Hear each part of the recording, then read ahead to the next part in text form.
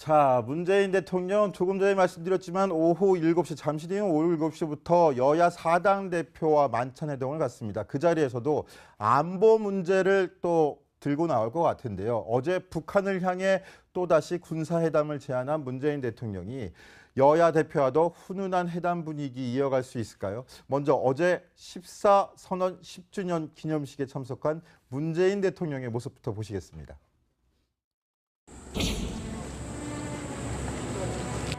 대통령으로서 이 금단의 선을 넘어갑니다.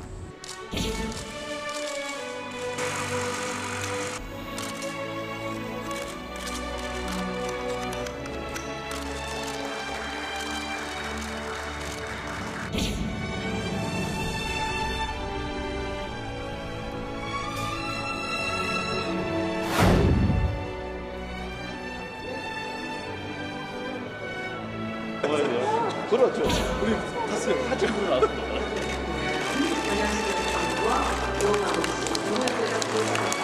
노래 속에서 한반도 평화를 염원하던 노무현 대통령님이 그립습니다. 언제나 당당했고 누구보다 따뜻한 마음을 가진 분이었습니다. 한반도 평화 번영을 위하여!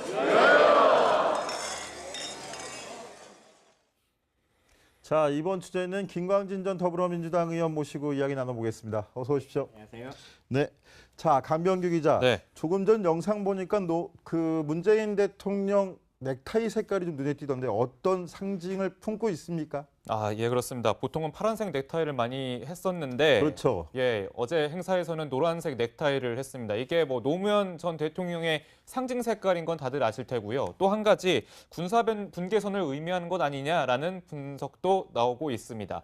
자, 노무현 전 대통령이 아까도 영상 보셨지만 2007년 이제 10월 4일 정상회담 선언을 위해서 이제 건너가는데 이 노란색 선을 건너갑니다. 이게 군사 분계선인데 사실은 군사 분계선이 이렇게 노란색으로 표시가 안 돼 있었어요. 그런데 시각적으로 이 넘어간다는 의미를 되새기기 위해서 당시 비서실장이었던 문재인 대통령이 직접 이 노란색 선을 긋자라는 그런 제안을 하게 됐고, 그래서 이제 군사 분계선이 저렇게 시각적으로 그어지게 됐다는 거죠. 근데 군사 분계선이 노란색으로 그어졌기 때문에 어제 문재인 대통령이 메고 나온 이 넥타이 색깔도 이 노란색 선, 군사 분계선을 의미하는 것 아니냐라는 분석이 나오고 있습니다. 어제 문재인 대통령이 석상에서 이런 얘기를 했습니다. 노무현 대통령님 그립습니다. 언제나 당당했고 누구보다 따뜻한 마음을 가진 분이었습니다. 라면서 이 넥타이를 메고 이런 의미를 다시 되새겼습니다. 자, 문재인 대통령 당시에 정상회담 준비위원장이기도 했습니다. 이런 인연도 있겠고요. 자, 14선언 딱 10주년 되는 행사인데 정부 대통령이 참석한 행사로는 또 처음 치러진 행사이고요. 정부 예산도 지원되는데 김광진 의원, 문재인 대통령 그만큼 애착이 강한 행사였다고 볼 수 있겠죠. 사실 뭐 이 행사 자체만의 문제라기보다 얼마 전에 있었던 6.15 행사에서도 대통령이 처음으로 이제 참석하셔서 얘기를 하셨는데요. 6.15나 14정상회담 이 기념식이라고 하는 것이 정부 간에 맺어진 행사이기 때문에 사실은 정부가 주관해서 이 행사를 쭉 해왔어야 되는 것이 맞습니다. 근데 그렇게 하지 못했던 것이 좀 안타깝다는 생각이 더 드는 것 같고요. 이제라도 정부가 뭐 이번 행사는 통일부가 주최해가지고 그 행사를 하게 됐는데 그렇게 잘 진행됐으면 좋겠다라는 생각입니다.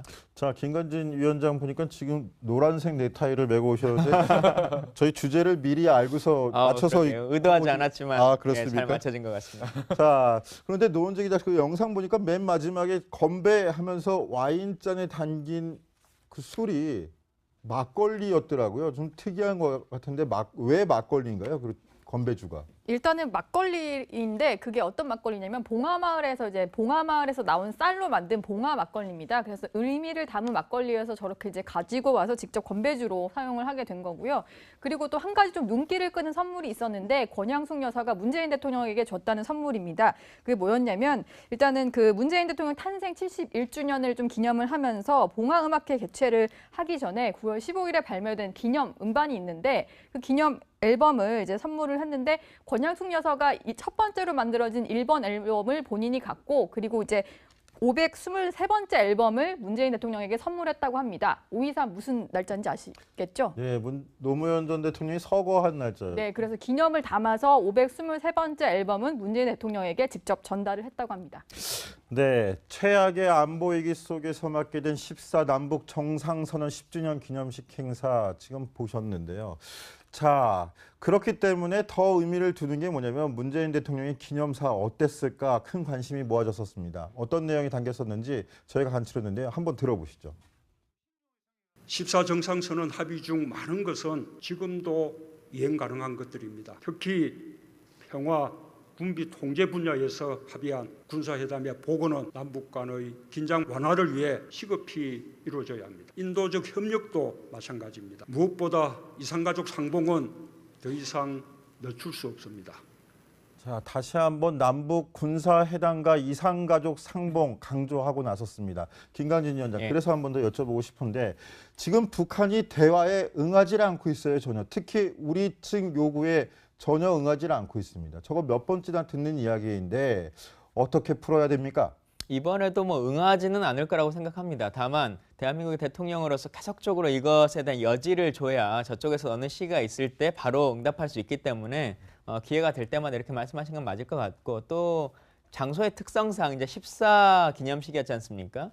14 기념 원래 회담문이 그렇죠. 14 기념식에서 대화하지 말자고 또 할 수도 예, 없는 거예요. 회담문이 48개 항목으로 원래 이제 구성되어 있는데 그 중에서도 잘 꼽아 보면 유엔의 대북 제재를 인정하더라도 48개 중에 한 20개 정도 가까이는 지킬 수 있는 것이거든요. 현재 상황에서도. 그래서 그런 것들을 좀 지켜나가자라고 하는 것이고, 가장 크게는 뭐 인도적 차원의 문제도 있습니다만 군사회담에 대한 얘기를 계속 하는 것은 얼마 전에 아시는 것처럼 미국의 뭐 B-1B 이런 폭격기나 이런 것들이 많이 왔습니다만 이럴 때 우발적인 상황이라고 하는 것을 서로 간에 방지하기 위해서라도 군사 한라인이 필요한 것인데 지금 우리가 그런 것들이 워낙 없기 때문에 사실 안보 위기의 가장 큰 위기는 대한민국에 있는 거 아니겠습니까? 그래서 그런 것들 지켜내자라고 하는 뜻으로 받아들입니다. 네, 알겠습니다. 연일 평화를 외치는 문재인 대통령을 트럼프 미국 대통령은 또 어떻게 바라보고 있을지 여기에 대해서 의문을 품는 분들도 많습니다. 지난 7월 제안에 대한 미국의 반응, 문정인 대통령 통일외교 안보특보가 공개했는데요. 뭐라고 얘기했을까요? 한번 들어보시겠습니다. 우리 문재인 대통령께서 지금 북측에 제안한 게 두 가지가 있습니다. 하나는 적십자 회담하자, 두 번째는 군사회담 하자. 그 군사회담 제안에 대해서 미국이 엄청나게 불쾌했었습니다. 틸러슨 장관이 우리 강경화 장관에게 사실상 거의 뭐 강력한 어조로 확인을 하고 있습니다. 자, 김강진 위원장, 지금 문정인 교수 같은 경우에는 대통령 외교안보 특보이기 때문에 저 말의 신빙성이 더 실리는 부분이라서 저희가 잡아봤는데, 저 말에 따르면 지난번 우리 정부가 북한을 향해서 군사회담 제안했을 때 미국에서 굉장히 화를 냈다라는 거예요. 이거 어떻게 봐야 될까요? 엇박자 아닙니까? 근데 그 회담의 준비나 아니면 그 미국과 한국 간의 외교적으로 어떤 이야기를 나눌 때 처음 얘기한다고 모든 것이 바로 받아들여지는 않을 거 아니겠습니까? 문 특보의 강연 뒤에도 이제 얘기가 나오고 통일부도 뒤에 이제 얘기를 했었는데요. 처음에 미국이 좀 제대로 이해하지 못한 부분이 있어서 우리가 계속적인 설득이 있었다라고 하는 걸 통일부가 또 얘기를 했었고, 그러니까 회의의 진행 과정에 대해서는 서로 간에 조금 각각 입장이 다르기 때문에 조율의 필요성이 있었습니다만 최종적으로는 조율이 잘 이루어진 걸로 받아들입니다. 결과는 좋았다 이 말씀인데, 근데 당시에 강경화 외교장관 국회에 나서 한미 관계에 계속 질문을 받았었는데 그때 이야기랑은 좀 틀린 것 같아요. 그때 강경화 장관 뭐라고 답변했었습니까? 네, 일단 국회에서 당연히 이제 야당 의원들이 엄청나게 좀 질문 공세를 폈는데 거기에 대해서 강경화 장관은 이렇게 얘기를 했습니다. 이산가족 상봉과 군사적 긴장 관리와 관련해서 미국도 공감하고 이해했다. 이게 바로 8월 달에 강경화 장관의 발언이었고요. 그리고 문정인 특보의 어제 특강 발언이 공개된 이후에 이제 미국을 방문하고 있는 우리 정부 고위 관계자가 워싱턴 특파원들을 만나서 또 불쾌한 심정을 드러냈는데 오늘은 이런 얘기를 했습니다. 미국이 항의했다는 문정인 특보의 이런 표현에 대해서 동의하지 않는다. 서로 의견이 같을 수는 없다. 이렇게 얘기를 하면서 문정인 특보의 발언을 두고 정부 관계자가 또 엇박자를 내면서 바로 반박하는 이런 상황이 또 재현이 됐습니다. 자, 앞서서 송영무 국방장관과 문정인 외교안보 특보가 서로 다른 말을 했을 때 두 목소리 목소리 내지 말라 하면서 송영무 국방부 장관한테 경고 메시지를 보내기도 했었는데요. 또 말이 좀 다른 것 같습니다. 이런 부분은 좀 유념해 주셔야 될 것 같고, 자, 어찌됐건 간에 군사회담 제안에 대한 미국의 반응을 공개한 문정인 특보, 현재의 안보 상황에 대해서는 도끼만행 사건 때보다 엄중하다 이렇게 진단했는데요. 그 목소리도 한번 들어보시죠. 이번은 아마 미루나무 사건보다도 더 엄중하다고 보는 게, 그때는 북한의 우발적 충돌에 대해서 대응을 하는 거지만 이번에는 아주 시스테마틱하게 체계적으로 상당히 미국으로서는 준비된 군사행동을 생각하는 것 아닌가. 또 북한은 그거에 맞서서 또 강대강으로 나오면서 여기 우리가 힘이 있더라면 우리가 양쪽을 다 막을 수 있으면 좋은데 지금 그럴 힘이 없고. 자, 문정인 특보 이야기를 들어보면 도끼만행 사건 당시보다 전쟁 위험성이 더 높은 것처럼 들릴 수도 있는 대목인 것 같아요. 강병 기자, 어떤 상황이기 때문에 이렇게 설명을 하는 겁니까? 자, 문정인 특보 최근 안보 상황은 도끼 만행 사건보다 더 엄중하다라고 했는데, 도끼 만행 사건 여러분 기억하시는지 제가 다시 한번 정리를 해봤는데, 1976년도 8월 18일에 북한군 약 50여 명이 미루나무 가지치기를 작업 중이던 미군 장교 2명을 도끼로 살해한 사건입니다. 이 사건 때문에 일단 데프콘2까지 이제 발령이 됐는데 전면전 직전의 상황이었던 겁니다. 그래서 이제 미군의 전투기와 폭격기 그리고 미드웨이 항공모함까지 한반도 근처까지 이동을 했었고요.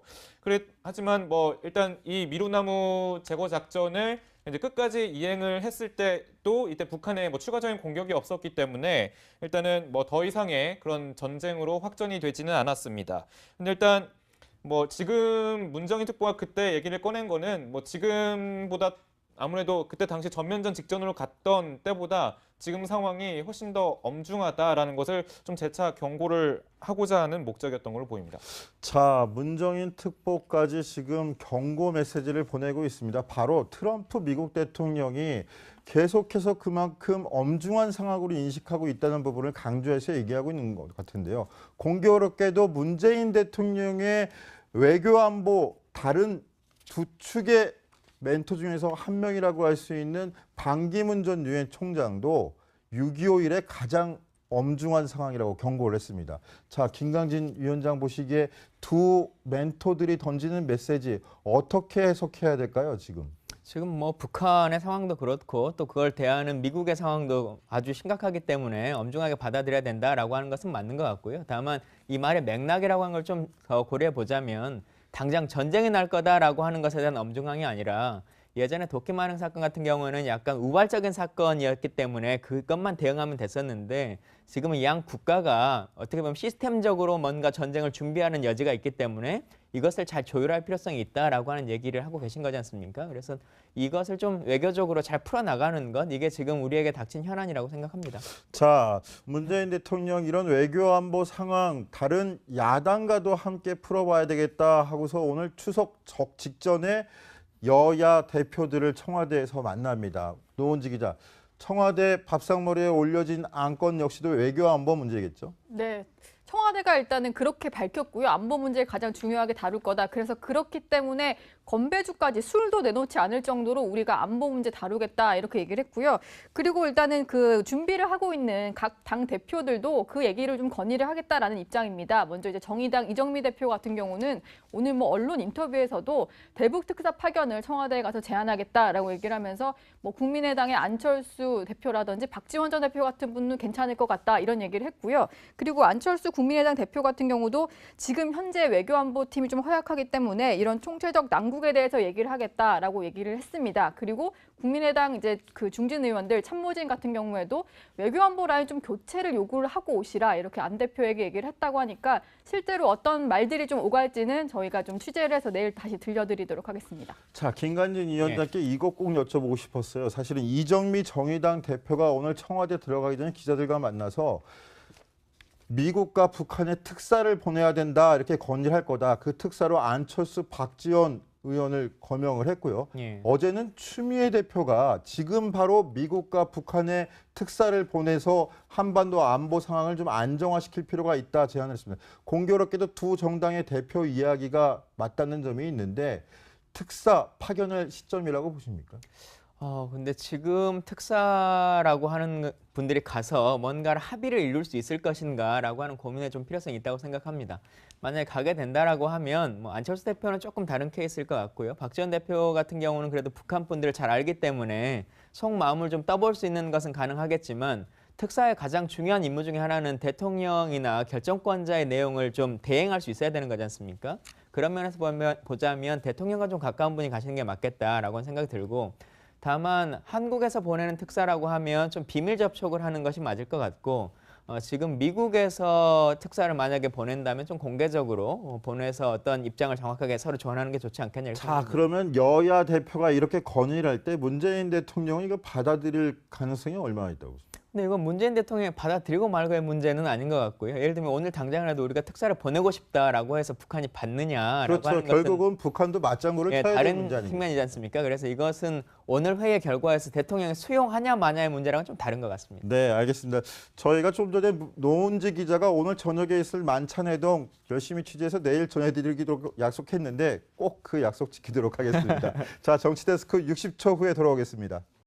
장소의 특성상 이제 14 기념식이었지 않습니까? 14 기념 원래 회담문이 그렇죠. 14 기념식에서 대화하지 말자고 또 할 수도 없는 거예요. 회담문이 48개 항목으로 원래 이제 구성되어 있는데 그 중에서도 잘 꼽아 보면 유엔의 대북 제재를 인정하더라도 48개 중에 한 20개 정도 가까이는 지킬 수 있는 것이거든요. 현재 상황에서도. 그래서 그런 것들을 좀 지켜나가자라고 하는 것이고 가장 크게는 뭐 인도적 차원의 문제도 있습니다만 군사회담에 대한 얘기를 계속 하는 것은 얼마 전에 아시는 것처럼 미국의 뭐 B-1B 이런 폭격기나 이런 것들이 많이 왔습니다만 이럴 때 우발적인 상황이라고 하는 것을 서로 간에 방지하기 위해서라도 군사 한라인이 필요한 것인데 지금 우리가 그런 것들이 워낙 없기 때문에 사실 안보 위기의 가장 큰 위기는 대한민국에 있는 거 아니겠습니까? 그래서 그런 것들 지켜내자라고 하는 뜻으로 받아들입니다. 네, 알겠습니다. 연일 평화를 외치는 문재인 대통령을 트럼프 미국 대통령은 또 어떻게 바라보고 있을지 여기에 대해서 의문을 품는 분들도 많습니다. 지난 7월 제안에 대한 미국의 반응, 문정인 대통령 통일외교안보특보가 공개했는데요. 뭐라고 얘기했을까요? 한번 들어보시겠습니다. 우리 문재인 대통령께서 지금 북측에 제안한 게 두 가지가 있습니다. 하나는 적십자 회담하자, 두 번째는 군사회담 하자. 그 군사회담 제안에 대해서 미국이 엄청나게 불쾌했었습니다. 틸러슨 장관이 우리 강경만 장관에게 사실상 거의 뭐 강력한 어조로 항의를 하고 그랬습니다. 자, 김강진 위원장, 지금 문정인 교수 같은 경우에는 대통령 외교함 10주년 되는 행사인데 정부 대통령이 참석한 행사로는 또 처음 치러진 행사이고요. 정부 예산도 지원되는데 김강진 의원, 문재인 대통령 그만큼 애착이 강한 행사였다고 볼 수 있겠죠. 사실 뭐 이 행사 자체만의 문제라기보다 얼마 전에 있었던 6.15 행사에서도 대통령이 처음으로 이제 참석하셔서 얘기를 하셨는데요. 6.15나 14 정상회담 이 기념식이라고 하는 것이 정부 간에 맺어진 행사이기 때문에 사실은 정부가 주관해서 이 행사를 쭉 해왔어야 되는 것이 맞습니다. 근데 그렇게 하지 못했던 것이 좀 안타깝다는 생각이 더 드는 것 같고요. 이제라도 정부가 뭐 이번 행사는 통일부가 주최해가지고 그 행사를 하게 됐는데 그렇게 잘 진행됐으면 좋겠다라는 생각입니다. 자, 김관진 위원장 보니까 지금 노란색 넥타이를 메고 오셨는데 저희 주제를 미리 알고서 맞춰서 의도하지 않았지만 그렇습니까? 잘 맞춰진 것 같습니다. 자, 그런데 노원재 기자 그 영상 보니까 맨 마지막에 건배하면서 와인잔에 담긴 그 술이 막걸리였더라고요. 좀 특이한 것 같은데 왜 막걸리인가요? 그 건배주가. 일단은 막걸리인데 그게 어떤 막걸리냐면 봉하마을에서 나온 쌀로 만든 봉하 막걸리입니다. 그래서 의미를 담은 막걸리여서 저렇게 이제 가지고 와서 직접 건배주로 사용을 하게 된 거고요. 그리고 또 한 가지 좀 눈길을 끄는 선물이 있었는데 권양숙 여사가 문재인 대통령에게 줬다는 선물입니다. 그게 뭐였냐면 일단은 그 문재인 대통령 탄생 71주년을 좀 기념을 하면서 봉하음악회 개최를 하기 전에 9월 15일에 발매된 기념 음반이 있는데 자, 문재인 대통령 조금 전에 말씀드렸지만 오후 7시 잠시 뒤인 오후 7시부터 여야 4당 대표와 만찬회동을 갖습니다. 그 자리에서도 안보 문제를 또 들고 나올 것 같은데요. 어제 북한을 향해 또다시 군사회담을 제안한 문재인 대통령이 여야 대표와도 훈훈한 회담 분위기 이어갈 수 있을까요? 먼저 어제 14 선언 10주년 기념식에 참석한 문재인 대통령의 모습부터 보시겠습니다.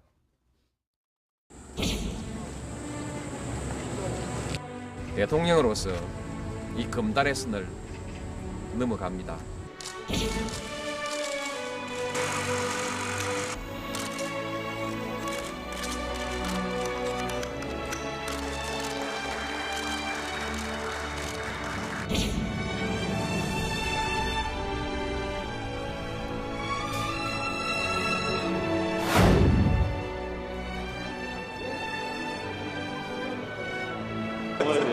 그렇죠. 우리 탔어요. 같이 부르러 왔습니다.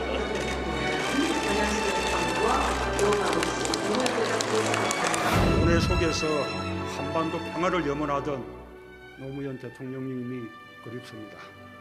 언제나 당당했고 누구보다 따뜻한 마음을 가진 분이었습니다. 한반도 평화 번영을 위하여!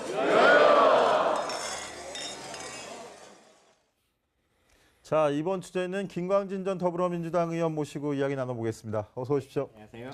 네.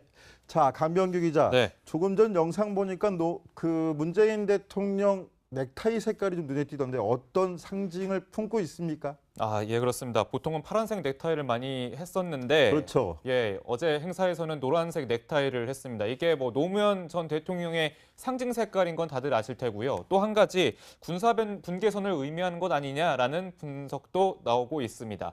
자, 노무현 전 대통령이 아까도 영상 보셨지만 2007년 이제 10월 4일 정상회담 선언을 위해서 이제 건너가는데 이 노란색 선을 건너갑니다. 이게 군사 분계선인데 사실은 군사 분계선이 이렇게 노란색으로 표시가 안 돼 있었어요. 그런데 시각적으로 이 넘어간다는 의미를 되새기기 위해서 당시 비서실장이었던 문재인 대통령이 직접 이 노란색 선을 긋자라는 그런 제안을 하게 됐고, 그래서 이제 군사 분계선이 저렇게 시각적으로 그어지게 됐다는 거죠. 근데 군사 분계선이 노란색으로 그어졌기 때문에 어제 문재인 대통령이 메고 나온 이 넥타이 색깔도 이 노란색 선, 군사 분계선을 의미하는 것 아니냐라는 분석이 나오고 있습니다. 어제 문재인 대통령이 석상에서 이런 얘기를 했습니다.